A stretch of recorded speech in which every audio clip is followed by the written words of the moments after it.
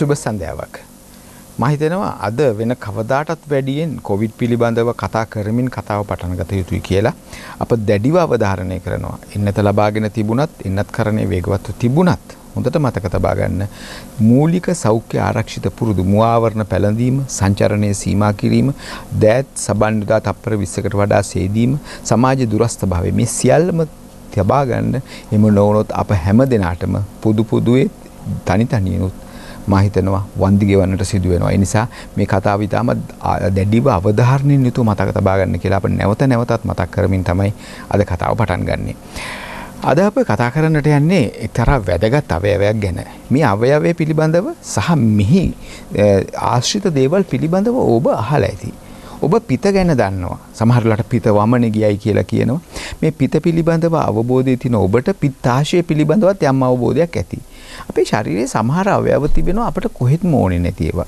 දැන් උණ්ඩික පුච්චය කියන්නේ හැම අවයවයක්. පිත්තාශය කියන්නේ කොහෙත්ම ඕනේ නැති අවයවයක් නොවේ. නමුත් අපට එය නැතුවත් ජීවත් වෙන්න පුළුවන්. දැන් මේ පිළිබඳව මේ අවයවයේ පිළිබඳව එහි කාර්යභාරය සහ ඒ ආශ්‍රිතව ඇතිවෙන රෝග පීඩා පිළිබඳවයි අද අප කතා කරන්නට යන්නේ. ඒ සඳහා අද මා සමග එකතු වී සිටිනවා විශේෂඥ ශල්‍ය වෛද්‍ය ශ්‍රී ජයවර්ධනපුර විශ්වවිද්‍යාලයේ වෛද්‍ය පීඨයේ ශල්‍ය වෛද්‍ය විද්‍යාව පිළිබඳ මහාචාර්ය බවන්ත ගමගේ මහතා. අයිබෝන් බවන්ත. අයිබෝන්. දැන් අර මා කිව්ව විදිහට එපා වුණත් අපිට තිබුණොත් හොඳ අවයවයක් පිත්තාශය කියන්නේ. අපි එතනින් පටන් ගමු. පිත්තාශය කවර අවයවයක්ද? එහි කාර්යභාරය කවරේද? ඔව්. අපි මුලින්ම බලමු පිත්තාශය ශරීරයේ පිහිටා තියෙන්නේ කොහෙද කියලා. පිත්තාශය කියන්නේ අක්මාව ආශ්‍රිතව. ඒ කියන්නේ අපේ උදර කුහරයේ දකුණු පැත්තට බරව පිහිටා තියෙන බොහොම බැලුමක ස්වභාවය ගත්ත අවයවයක්. දැන් මේ අපි මේ පළවෙනි රූප රාමුවට යොමු වුණොත් ඔයගොල්ලන්ට පෙයි මෙහි මේ ලොකුවට දුඹුරු පැහැයෙන් පිහිටලා තියෙන අවයවය තමයි අක්මාව. අක්මාවේ පැති දෙකක් තිබෙනවා. මේක දකුණු පැත්ත, මේ වම් පැත්ත. මේක තියෙන්නේ උදර කුහරයේ මේ ඉලෑට කූඩුවට වහාම පල්ලෙහාන් තමයි මේ අක්මාව පිහිටා තිබෙන්නේ. මේ අක්මාවට ඇලිච්ච මේ බැලුමක ස්වභාවය ගත්ත මේ කොළ පාටින් පෙන්නලා තියෙන ඉන්ද්‍රිය තමයි පිත්තාශය කියන්නේ. ඉතින් මේ පිත්තාශය එහි කාර්යභාරය කුමක්ද කියන එක තමයි ඔබ අහුව ප්‍රශ්නය තුළ. මේකේ මේ අක්මාවෙන් හැදෙන පිත, අක්මාව එක කාර්යයක් තමයි පිත නිෂ්පාදනය. හැදෙන පිත මේ ප්‍රධාන පිත නාල දිගේ මේ කොළපායෙන් පෙන්ලා තියෙන මේ පිත නාල, ඒ පිත නාල දිගේ පල්ලෙහාට ඇවිල්ලා මේ බඩවැලේ දෙවනි ග්‍රහණීය දෙවනි කොටසට විවෘත වෙනවා. ඒ පිත නාලය. ඉතින් ඒක තමයි මේ රූපයෙන් පෙන්වුම් කරලා තියෙන්නේ. එතකොට මේ එන ගමන් මාර්ගයේ පැත්තකින් පිහිටලා තියෙනවා පිත්තාශය. මේ පිත්තාශයත් පිත්ත ප්‍රනාලය මගින් ප්‍රධාන පිතනාලයට සම්බන්ධ වෙනවා. ඉතින් එතකොට ආහාර ගන්න අවස්ථාවකදී ආහාරය මේ ආමාංශයෙන් ග්‍රහණීයට පැමිණෙනකොට පිත්තාශය සහ පිත නාලය දිගේ පිත්තාශයේ පිහිටි පිත නාලය දිගේ මේ ග්‍රහණීයට පැමිණෙනවා. ඕක ආහාර නොගන්නා විට අක්මාව තුළ පිත නිෂ්පාදනය දිගටම සිද්ධ වෙනවා. එතකොට ආහාර නොගන්නා විට නිෂ්පාදනය වෙන පිත මේ පිත්තාශය තුළ තමයි ගබඩා කරලා තියෙන්නේ. ඉතින් ඕක තමයි ප්‍රධාන වශයෙන් පිත්තාශයේ කාර්යභාරය කියලා අපි හඳුන්වන්නේ. පිත ගබඩා කර තබන එක. ඉතින් මේ පිත ගබඩා කර තබලා අවශ්‍ය විට ආහාර ජීර්ණයට පිත අත්‍යවශ්‍යයි.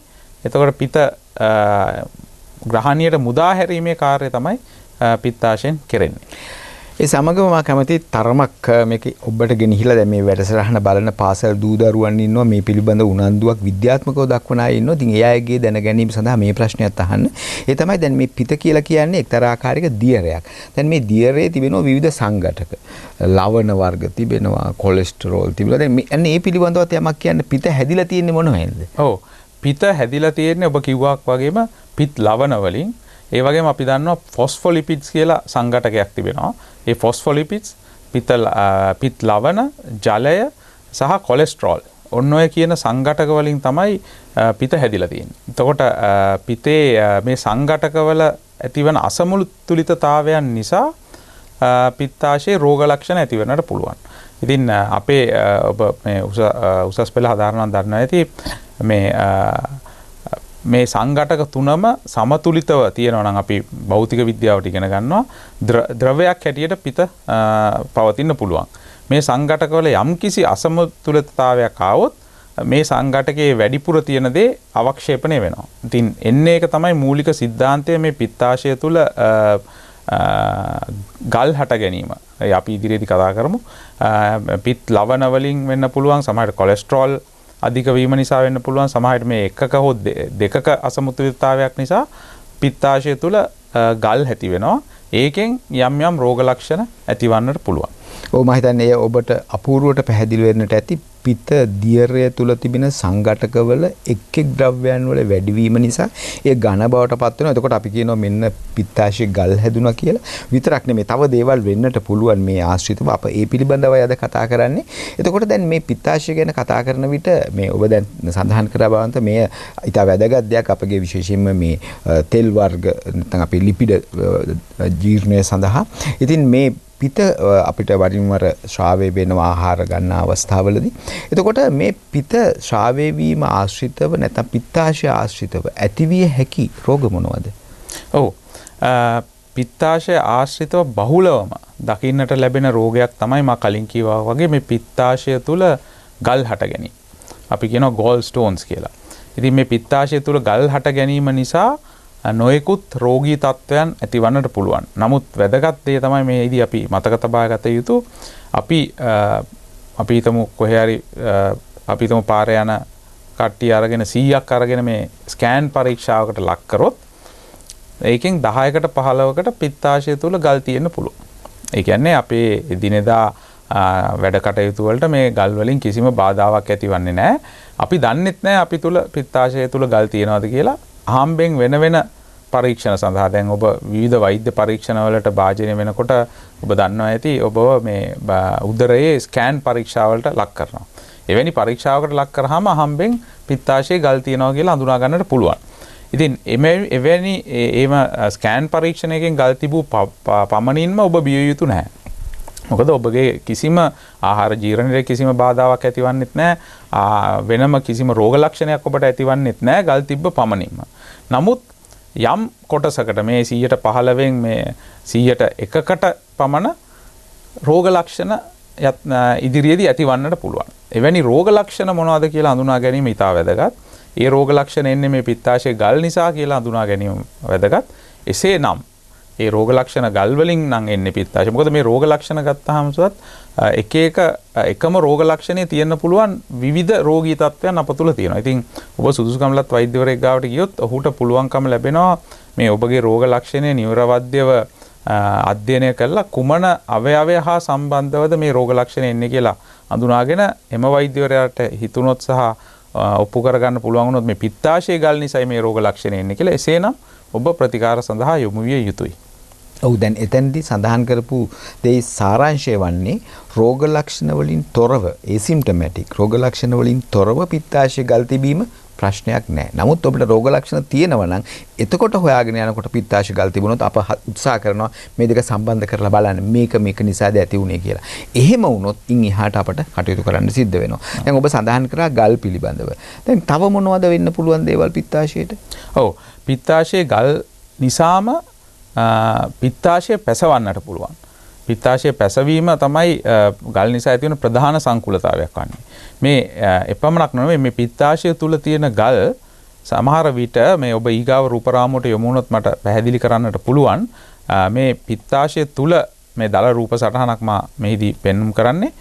මේ පිත්තාශය තුල තියෙන ගල් පිත්තාශය ඇකිලීම නිසා පිත්තාශයෙන් එළියට එන්න වෙර දරනවා.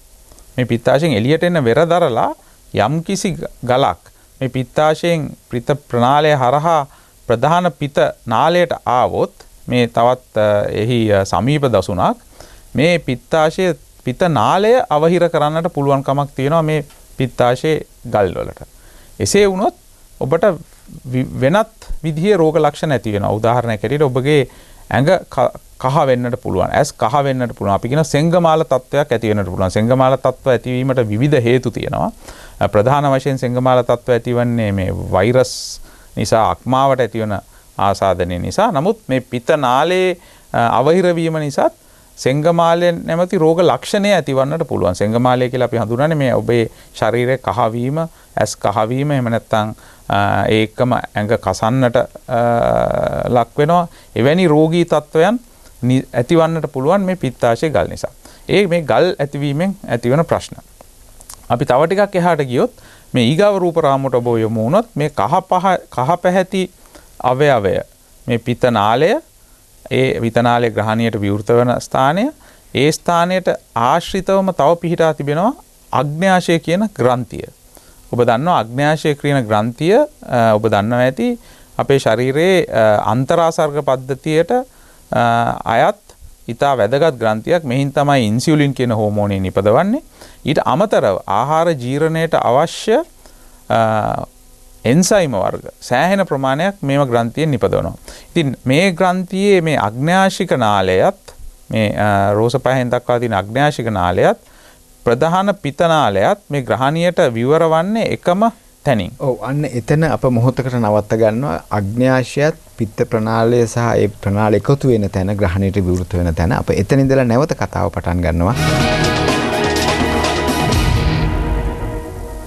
මේ කතාව තුළ අප කැමති නිකන් ලෙඩ ගැන කතා කරනවට අමතරව ඔබට මේ ඇඟ ඇතුළ රූපණය කරමින් චිත්‍රය මවා පාමින්ම කියන්න. දැන් ඔබට කීවා අප දකුණු පැත්තේ සහ වම් පැත්තේ කොටසකුත් අත්පත් කරගනිමින් අක්මාව තියෙනවා මහා ප්‍රාචීරයට යටින්. අක්මාවේ යටපැත්තට ඇවිල්ලා පිත්තාශය තියෙනවා. පිත්තාශය ඊට පස්සේ පිත්ත ප්‍රනාලය ඔස්සේ අක්මාවෙන් එන ප්‍රනාලයත් සමග එකතු වෙලා අග්‍රහණීයට විවෘත වෙනවා. ග්‍රහණයේ තියෙන මේ සීහැඩේ කොටසේ එකට සම්බන්ධ වෙන අග්න්‍යාශය. ඔබ එතනින් තමයි කතාව නැවැත්තුවේ. ඔව්. එතකොට මේ අග්න්‍යාශයේ යුෂ මං කිව්වා ආහාර ජීර්ණයට අතිශයින් වැදගත් කියලා.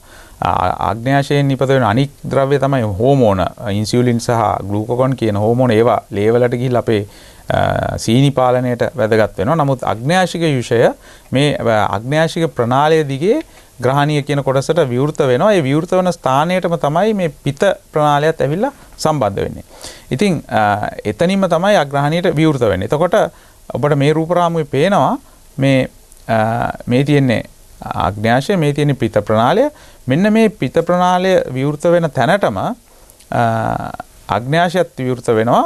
එතන ඇවිල්ලා ගලක් හිර වුණොත් ප්‍රශ්න දෙකක් එන්නට පුළුවන්. එකක් පිතත් දැන් ග්‍රහණියට එන්නේ නැහැ. අග්න්‍යාශික යුෂයත් ග්‍රහණියට එන්නේ නැහැ. එතකොට අග්න්‍යාශික යුෂය ග්‍රහණියට එන්නේ නැති වුනහම අග්න්‍යාශය තුල පීඩනය වැඩි වෙනවා. අග්න්‍යාශික පීඩනය වැඩිවීමත් සමගම අග්න්‍යාශය ආසාදනයට ලක් වෙනවා. අග්න්‍යාශය ආසාදනයට ලක්වීම අතිශය සංකීර්ණ ගැටලුවක් වෙනවා. මොකද මේ අග්න්‍යාශය යම්කිසි ලෙසකින් මෙවැනි ආකාරයෙන් අග්න්‍යාශය ආසාදනය වෙන හේතු බොහොමයක් තියෙනවා. නමුත් එයින් ප්‍රධානම හේතුව තමයි මේ පිත්තාශය ඇතිවන ගල් හෝ මේ පිත්ත ප්‍රනාලය ඇතිවන ගල්. ඊට අමතරව මත්පැන් පානය නිසා, විවිධ වෛරස් රෝග නිසා, අධික කොලෙස්ටරෝල් ශරීරයේ තියෙන අවස්ථාවලදී, එහෙම නැත්නම් කැල්සියම් අධික අවස්ථාව වගේ හේතු ගණනාවක් තියෙනවා මේ අග්න්‍යාශය ඉදීමෙන්. නමුත් එයින් ප්‍රධාන හේතුව පිත්ත ප්‍රනාලයේ තියෙන ගල්. අග්න්‍යාශය යම් හේකින් ඉදිමුණොත් ඒක ඉතා දරුණු තත්වයකට යන්නට පුළුවන්. 10%ක පමණ ඔබ දැඩි සත්කාර ඒකකයේ ප්‍රතිකාර කරන අවස්ථාවට යොමු වෙන්නට පුළුවන්.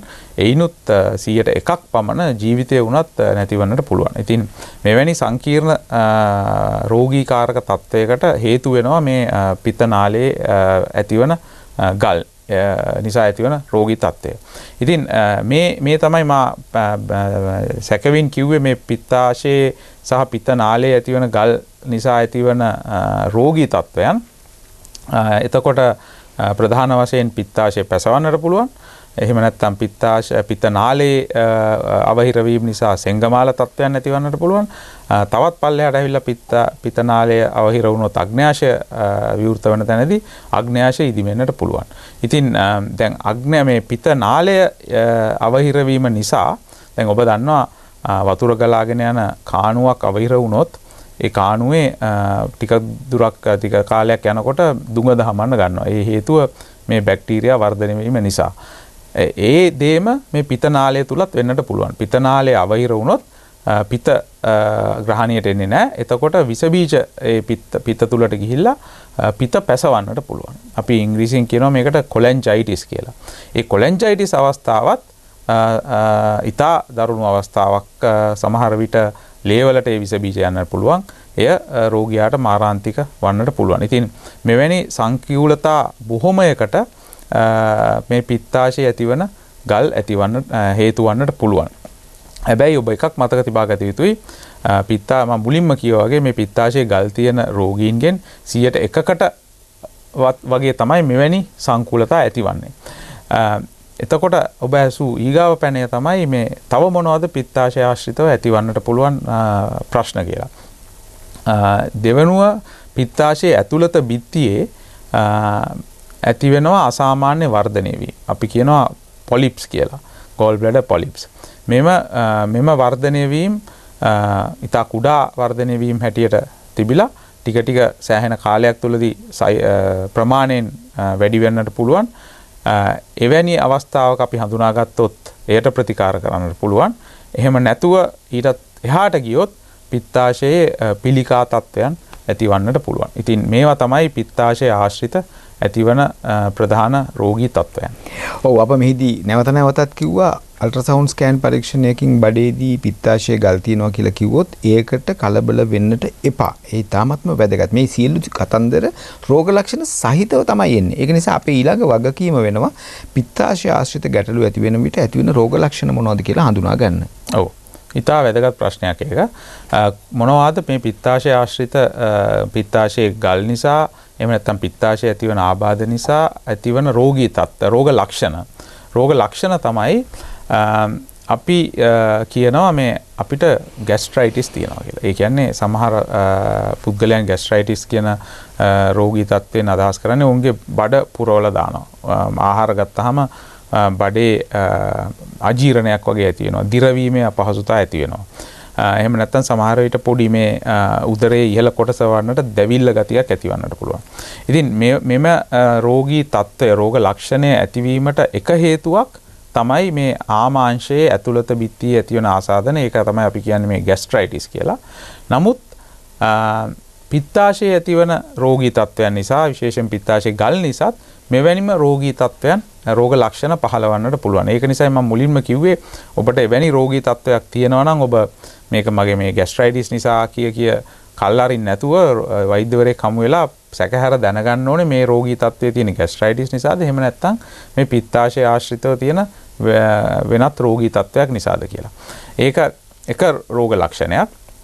දෙවැනි රෝග ලක්ෂණය තමයි මම අර දෙවැනි රූප රාමුවේදී පෙන්නුවා මේ පිත්තාශය තුල තියෙන ගල් පිත්තාශයෙන් එළියට එන්න වෙර දරනකොට පිත්තාශය ඇකිලිලා පිත්තාශයෙන් එළියට එන්න වෙර දරනකොට ඒ එළියට එන ස්ථානය අවහිර වීම නිසා පිත්තාශය ඇතුළත පීඩනය වැඩි වෙලා පිත්තාශය පැසවන්නට පුළුවන්. එතකොට මේ පිත්තාශය පැසවන අවස්ථාව එකපාර එන්නේ නැහැ. මුලින්ම එන්නේ මේ ගල් පිත්තාශයෙන් එළියට එන්න වෙර දරනවා. එවැනි අවස්ථාවලදී ඔබට ඔබේ පිත්තාශය පිහිටා තියෙන මේ උදරයේ දකුණු කොටසේ උඩ එතන අධික වේදනාවක් එන්නට පුළුවන්. ඒ අධික වේදනාව පැය 2-3ක් එහෙම නැත්නම් පැය 3-4ක් තියෙන්නට පුළුවන්. ඔබට ඒ අවස්ථාවේදී වමනේ යන්නට පුළුවන් සහ අධික වේදනාවක් ඇතිවන්න පුළුවන්. ඒ වේදනාව ඔබගේ මේ උදර කුහරයේ ඉහළ කොටසේ සිට කොන්ද දෙසට පැතිරෙන්නට පුළුවන්. ඉතින් ඕවා තමයි පිත්තාශයේ ගල් ඇතිවීම නිසා එන්නට පුළුවන් තවත් රෝග ලක්ෂණ කීපයක්. බැරි වෙලාවකත් පිත්තාශය පැසෙව්වොත් එම වේදනාව දැන් මේ පිත්තාශයේ ගල් එළියට එන්න හදනකොට එන වේදනාව ඉතා තද වේදනාවක් ඇවිල්ලා නැවතත් පිත්තාශයේ ලිහිල් වීම නිසා ඒ ගල් පල්ලෙහාට වැටුනහම ඒ වේදනාව නැති වෙනවා. ඒවට අපි කියනවා මේ බිලියරි කොලික්ස් කියලා. පැය 3-4ක තියෙන වේදනාවක්. නමුත් මෙහෙම දිගටම වෙලා පිත්තාශය පැසවන්නට පටන් ගත්තොත් එවිට ඔබට ඇති වෙන රෝගී තත්ත්වය තමයි මේ වේදනාව ඇති වෙනවා. නමුත් එය නැති වී යන්නේ නැහැ පැය 3-4කින්. එය දිගටම පිත්තාශය වේදනාව දිගටම පැතිර තිබෙනවා. ඊට අමතරව මේ ආසාදන තත්ත්වය නිසා ඔබට උණ ගන්නට පුළුවන්. ආසාදනය ඇති වෙන්නේ බැක්ටීරියාව නිසා. එම නිසා මේ උණ එක්කම වෙවුලලා උණ ගන්න ස්වභාවයක් ඇති වෙනවා. එතකොට වමනය එක දිගට බඩේ දකුණු පැත්තේ ඇතිවන වේදනාව සහ උණ සමග වෙවුලීම. මෙවැනි රෝගී තත්ත්වයන් තිබෙනවා නම් එය පිත්තාශය පැසවීම නිසා ඇතිවන රෝගී තත්ත්වයන්. ඒ රෝග ලක්ෂණත් සමගම ඔබගේ ඇස් කහ වුණොත් ඇඟ කසන්නට හැදුනොත් ඒ කියන්නේ ඔබට වේදනාව තියෙනවා, උණ තියෙනවා, ඇස් කහ වෙලා තියෙනවා, වේදනාව බඩේ දකුණු පැත්තේ අධික වේදනාවක් තියෙනවා. ඒ සියල්ලම ආවොත් මා අර කලින් කිව්වා වගේ පිත්ත නාලය අවහිර වෙලා ඇතිවන සෙංගමාල තත්වයක්, එහෙම නැත්නම් කොලෙන්ජයිටිස් කියන තත්වය වන්නටත් පුළුවන්. ඉතින් මෙම සියලුම රෝග ලක්ෂණ ඔබට එකවර ඇතිවන්නේ නැහැ. ඔබට මුලින්ම අර බිලියරි කොලික්ස් එනවා, ඊට පස්සේ ඒකට ප්‍රතිකාරයක් ගන්න බැරි වුණොත් සමහර විට පිත්තාශය පැසවීම නිසා උණත් සමග වේදනාව වෙනවා. ඊට පස්සේ ඒකත් කල් ඇරියොත් පිත්ත නාලය අවහිර වීම නිසා සෙංගමාල තත්වයක් බවට වර්ධනය වෙන්නටත් පුළුවන්. ඉතින් ඔබගේ වගකීම වෙන්නේ ඔබට මෙවැනි රෝගී තත්වයන් රෝග ලක්ෂණ පහළ වෙනවා නම් වෛද්‍යවරයෙකු හමු වෙලා සැකහැර දැනගන්න ඕනේ මොකක් නිසාද මේ රෝගී තත්ත්වය එන්නේ කියලා. ඊගාවට අපි කිව්වා මේ පිත්ත නාලයේ පිත්තාශය තුල ගෙඩි ඇති වෙනවා, පොලිප්ස් ඇති වෙනවා කියලා. ඒවා හඳුනා ගන්නට නම් ඔබට නිකන් රෝග ලක්ෂණ ඇතිවන්නේ බොහොමත්ම කලාතුරකින් ස්කෑන් පරීක්ෂණයකින් තමයි මේ පිත්තාශය තුල තියෙන ගෙඩි හඳුනා ගන්නට වෙන්නේ. එම ගෙඩි තිබූ පමණින් ඔබ බිය යුතු නැහැ. සෙන්ටිමීටරයකට වඩා වැඩි ප්‍රමාණයක සයිස් එක වැඩි නම්, ප්‍රමාණය විශාලනය වැඩි නම් සෙන්ටිමීටරයකට වඩා, එසේ වුවහොත් ඔබට ඒ සඳහා ප්‍රතිකාරයක් ලබා ගත යුතු වෙනවා. ඊගාවට පිත්තාශය ඇතිවන පිළිකා තත්ත්වය. මෙවැනි පිළිකා ඊටමත් කලාතුරකින් තමයි අපි හඳුනාගන්නේ. එවැනි තත්ත්වයන් මුලදීම හඳුනාගත්තොත් පිත්තාශය සහ ඒ ආශ්‍රිතව අක්මාවේ කොටසක් ඉවත් කිරීමෙන් සුව තත්ත්වයට පත් කර ගැනීමේ හැකියාව තියෙනවා. නමුත් පිත්තාශය පිළිකා යම් හේකින් નિયમિત වේලාවට හඳුනා ගන්න බැරි වුණොත්, එහෙම වුණොත් ටිකක් සංකීර්ණ තත්ත්වයක් ඇති වෙනවා. ශල්‍ය කර්මයකින් සමහර විට ඉවත් කරන්න බැරි වෙන්නට පුළුවන්. එසේ වුණොත් සමහර වෙලාවට අවාසනාවන්ත විදිහට රෝගියාගේ ජීවිතයටත් තර්ජනයක් වෙන අවස්ථා අපි දැකලා තියෙනවා. ඔව්, දැන් අප මේ කතා කරන දේවල් වල තිබෙන වැදගත්කම නැත්නම් එහි තිබෙන ප්‍රබල බව වගේම බහුලත්වයේ කියන සාධක දෙකම සැලකිලිට ගන්නට ඕන. මොකද සමහර දේවල් බහුලයි, සමහර දේවල් ප්‍රබලයි, නමුත් බහුල නැහැ. දැන් පිළිකා ගැන කතා කරනකොට ඒ බහුල නැහැ. ඒ වගේම පිත්තාශය ප්‍රශ්නත් බහුල ගල් තිබුණට රෝග ලක්ෂණ ඇතුව වෙන රෝග ලක්ෂණ ඇති කරමින් ඔබට රෝග ඇති කරන්න තත්ත්වය අඩුයි. ඉතින් ඒ නිසා ඒ සියල්ලම එකතු කරලා තමයි ඔබ තේරුම් ගන්නට ඕනේ. අප දැන් ඇවිල්ලා තිබෙන්නේ ඔබ රැගෙන පැමිණ තිබෙන්නේ පිත්තාශය හඳුන්වා දුන්න, ඒ ආශ්‍රිත කොටස් හඳුන්වා දුන්නා, ඒ ආශ්‍රිතව ඇතිවෙනා වූ රෝග හඳුන්වා දුන්නා, ඒ ආශ්‍රිතව ඇතිවන රෝග ලක්ෂණ හඳුන්වා දුන්නා. දැන් එසේනම් මේ රෝග ලක්ෂණ සහිත රෝගියෙකු පැමිණි විට වෛද්‍යවරයා කුමක්ද මේ රෝගියාට කරන්නේ? විශේෂයෙන්ම ශල්‍ය වෛද්‍ය විශේෂඥවරයා කුමක්ද කරන්නේ? කොහොමද මේ රෝගියාට ප්‍රවේශ වෙන්නේ? ඔව්. මුලින්ම අපි කරන්නේ රෝගියාගෙන් රෝග ඉතිහාසය විමසනවා. ඔහුගෙන් අහනවා, ඔහුගෙන් හෝ ඇයගෙන් මට අපි තව දෙයක් කිව යුතුයි. අපි රෝගීන් ගත්තොත් මේ පිත්තාශයේ ගල් ඇතිවීමේ ප්‍රවණතාවය වැඩි වෙන්නේ කාන්තාවන්ට. එතකොට මේ කාන්තාවන්ගේ විශේෂයෙන්ම අපි අවුරුදු 40 ඉක්මවන කාන්තාවන්ට අපිට අර තියෙනවා fat 40 female කියලා නේද? fat 40 female, fertile female. ඒ කියන්නේ අවුරුදු 40ට වැඩි ඔබගේ ස්ථූලතාවය වැඩි නම්, එතකොට ඔබ දරුවන් බිහි කිරීමෙන් පසුව ඉන්න කාන්තාවක් නම් ඔබට පිත්තාශයේ ගල් ඇතිවීමේ ප්‍රවණතාවය වැඩි. එතකොට නමුත් මේන් අදහස් වෙන්නේ මේ පිරිමි පාර්ශවයට මේ ඇතිවන්නේ නැහැ කියලා. පිරිමි පාර්ශවයටත් ඇති වෙනවා. එතකොට රෝගියෙකු අපේ වෙත පැමිණියාම අපි ඔහුගෙන් හෝ ඇයගෙන් අහනවා කොයි විදිහේ රෝග ලක්ෂණද තියෙන්නේ කියලා. හුඟක් වෙලාවට අපිට අහන්න ලැබෙන්නේ ඔවුන්ට මේ ગેස්ට්‍රයිටිස් රෝගය තියෙනවා කියලා. බඩ පුරවලා දානවා, කෑම කෑවහම ස්මෘතාව වගේ එනවා. එතකොට සමහර අය බඩේ දකුණු පස වේදනාවක් ගැන කියනවා. ඉතින් එවැනි රෝගී තත්ත්වයක් තියෙනවා නම් අපි මුලින්ම කරන එකක් තමයි රෝගියාව පරීක්ෂා කරලා බලනවා මේ උදරයේ යම් අසාමාන්‍යතාවයක් තියෙනවද කියලා. සමහර රෝගීන් පරීක්ෂා කරාම අපිට හවු වෙනවා උදරයේ මේ පිත්තාශයේ තියෙන ප්‍රදේශයේ යම්කිසි අසාමාන්‍ය වර්ධන තත්ත්වයන් තියෙනවා. එවැනි රෝගීන් ගැන අපි වඩාත් සැලකිලිමත් වෙන්න පුළුවන්. මොකද මම කිව්වේ තාමත් කලාතුරකින්වත් අපි දකින්නට ලැබෙනවා මේ පිත්තාශයේ ඇතිවන පිළිකා තත්ත්වයන්. ඔවුන්ට අර මා කලින් කිව්වා වගේ පිත්තාශයේ ගල් ඇතිවීම නිසා ඇතිවන රෝග ලක්ෂණ පහළ නොවන්නට පුළුවන්. ඔවුන් මුලින්ම වෛද්‍යවරයෙක් හමුවන්නේ උදරය ඉදිමීම එහෙම නැත්නම් ආහාර අරුචිය, ඇඟ කෙට්ටු වීම එවැනි රෝගී තත්ත්වයන් නිසා. ඉතින් එසේ උදරය පරීක්ෂා කිරීමේදී අපට එවැනි අසාමාන්‍යතාවයක් දැනුනේ නැත්නම් ඔබට තිබෙන්නේ බඩ පුරවලා දැමීම සහ යම් සුළු වේදනාකාරී තත්ත්වයක් එවැනි තත්ත්වයක් නම් අපි සැක කරනවා ඔබට එක්ක ગેස්ට්‍රයිටිස් රෝගය තියෙන්නට පුළුවන් එහෙම නැත්නම් පිත්තාශයේ ගල් තියෙන්නට පුළුවන්. එවැනි රෝගීන්ට අපි බොහොම සුළු ස්කෑන් පරීක්ෂණයකට යොමු කරනවා.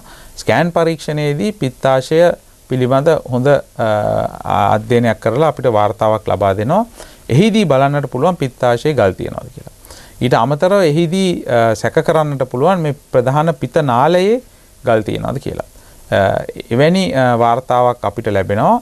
එම වාර්තාවක් ඒ විදිහට ලැබුණොත් අපි ඊගාවට කරන එක තමයි සමහර වෙලාවට මේ පිත්ත නාලයේ ගල් හඳුනා ගන්නට මේ ස්කෑන් පරීක්ෂණය එතරම්ම සුදුසු වන්නේ නැහැ. අපි ඒ සඳහා තව උදව්වක් ලබා ගන්නවා රුධිරය පරීක්ෂා කරලා.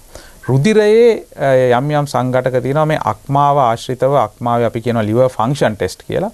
ඒ අක්මාව ආශ්‍රිතව කරන මේ රුධිර පරීක්ෂාවෙන් අපිට බලා ගන්නට පුළුවන් පිත්තාශයේ ගල් වලට අමතරව පිත නාලයේ ගල් තියනවාද කියලා. උදාහරණයක් ඇරෙට liver function test වල තියෙන එක සංඝටකයක් තමයි මේ alkaline phosphatase කියන එන්සයිම. එතකොට පිත්ත නාලයේ ගලක් තියෙනවා නම් ඒක පිත්ත නාලය අවහිර කරමින් තියෙනවා නම් මුලින්ම අසාමාන්‍ය තාත්වයට පත්වෙන එන්සයිමයක් තමයි මේ alkaline phosphatase කියන එක. ඒතකොට එය ටිකක් වැඩි වෙලා තියෙනවා නම් එතකොට අපිට වෛද්‍යවරයාට සැක හිතෙනවා පිත්තාශයේ ගල් තියෙනවා මේ රෝගියාගේ. නමුත් පොඩි සැකයක් තියෙනවා පිත්ත නාලයේත් ගලක් තියෙනවද කියලා. එතකොට අපි අනිවාර්යෙන් දැනගත යුතු දෙයක් තමයි මේක පිත්ත නාලයේ ගලක් තියෙනවද නැද්ද කියලා. ප්‍රතිකාර කිරීමට ප්‍රථම. එතකොට අපි රෝගියාව යොමු කරනවා තවත් විශේෂ ස්කෑන් පරීක්ෂණයකට. අපි කියනවා ඒකට MRCP කියලා. Magnetic Resonant Cholangiopancreaticogram කියලා. ඒක විශේෂ වර්ගයේ MRI ස්කෑන් පරීක්ෂණයක්. එහිදී නිසකවම දැනගන්නට පුළුවන් පිත්ත නාලයේ ගල් තියෙනවද, පිත්ත නාලය ආශ්‍රිත වෙන වෙන රෝගී තත්ත්වයන් තියෙනවද කියන එක. ඊට අමතරව මේ අග්න්‍යාශය සම්බන්ධවත් යම් යම් රෝගී තත්ත්වයන් තියෙනවද කියලා දැනගන්නට පුළුවන්. අපිට පුළුවන් දැන් මේ වගේම ඊළඟට මෙහි තිබෙන ප්‍රතිකාර වෙලාවත් සමග මම මේ කතා කරන්නේ අපිට පුළුවන් එහි කරන විශේෂයෙන්ම කරන සැත්කම පිළිබඳවත් කතා කරන්න. ඔව්. පිත්ත නාලයේ ගලක් තිබුණොත් මේ රූපරාමුවේ පෙනෙන ආකාරයට පිත්ත නාලයේ ඇවිල්ලා මේ අග්න්‍යාශයට සම්බන්ධ වෙන තැනම ගලක් තිබුණොත් ඒ අවස්ථාවේදී අපි කරන්නේ මුලින්ම දැන් මේ රෝගියාගේ පිත්තාශය තුලත් ගල් තියෙනවා. ඊට අමතරව පිත්ත නාලයත් අවහිර වෙලා තියෙනවා. එවැනි අවස්ථාවකදී අපි පිත්තාශයට ප්‍රතිකාර කරන්න කලින් අපි කළ යුතු දෙයක් තමයි මේ පිත්ත නාලය සුද්ධ කරගන්න එක. පිත්ත නාලය සුද්ධ කිරීමේ ශල්‍ය කර්මය අපි ඉස්සර වගේ බඩ උදරේ විවෘත කරලා කරන්න අවශ්‍ය වෙන්නේ නැහැ. දැන් නවීන තාක්ෂණයත් සමගම අපට හැකියාව තිබිලා තියෙනවා මේ එන්ඩොස්කොපි මාර්ගයෙන්. ඒ කියන්නේ ලෙඩාව සිහි නැති කරලා ලෙඩාගේ මුඛය හරහා කැමරාවක් ආමාංශයෙන් ග්‍රහණීය කියන කොටසට මෙන්න මේ කොටසට යොමු කරලා මෙතනින් පිත්ත නාලයට ඇතුල් වන්නට පුළුවන්. මේවා ඉතා සියුම් උපකරණ මිලිමීටරයකටත් වඩා මිලිමීටරයක පමණ විශ්කම්භයෙන් යුතු උපකරණයක්. මේ කළු පාටි මේ රූපරාමුව ඔබට පෙන්වුම් කරලා තියෙන්නේ ඒ ග්‍රහණීය ගාවට අපි කැමරාව දාලා තියෙන අවස්ථාවක්. ඒ ග්‍රහණියට හරහා මේ පිත්ත නාලය ග්‍රහණියට විවෘත වන තැන ඉතා සියුම් කැපුමක් දාලා අපිට පුළුවන් මේ පිත්ත නාලයට ඇතුල් වන්නට. පිත්ත නාලයට ඇතුල් වෙලා මේ පිත්ත නාලය තුල තියෙන ගල ඉවත් කරන්නට.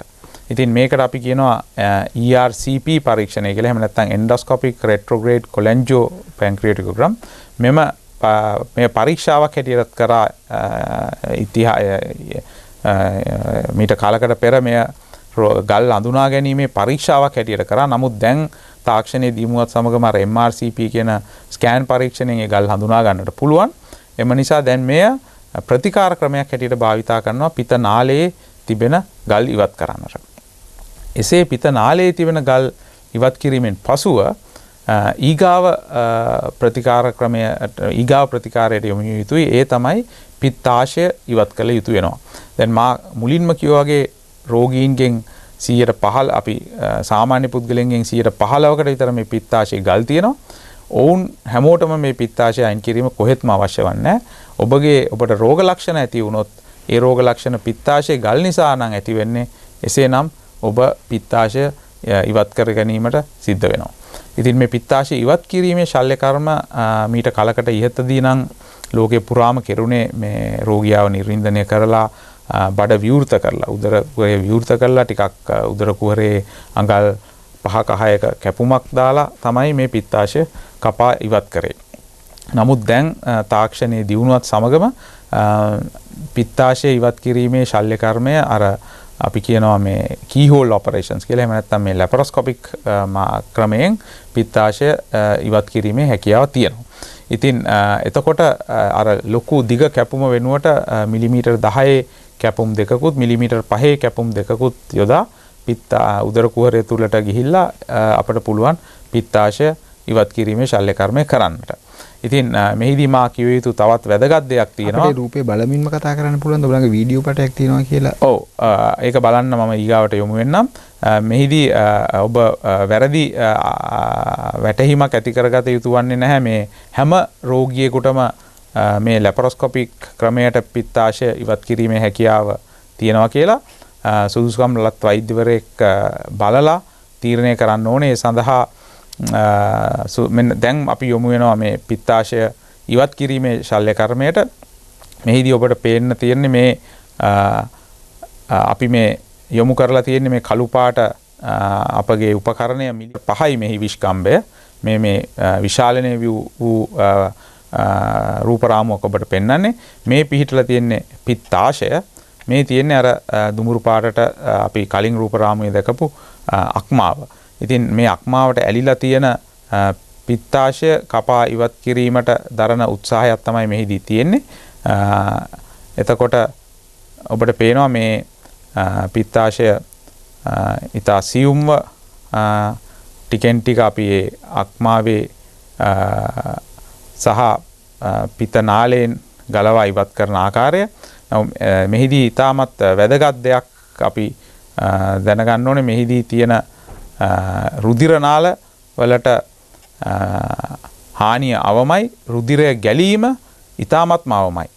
මේ සම්පූර්ණ ශල්‍ය කර්මය කිරීමේදී ඇතිවන රුධිර වහනය මං හිතන්නේ මිලිලීටර් 10ක් 15කට වඩා අඩු ප්‍රමාණයක් තමයි රුධිර වහනය සිද්ධ වෙන්නේ.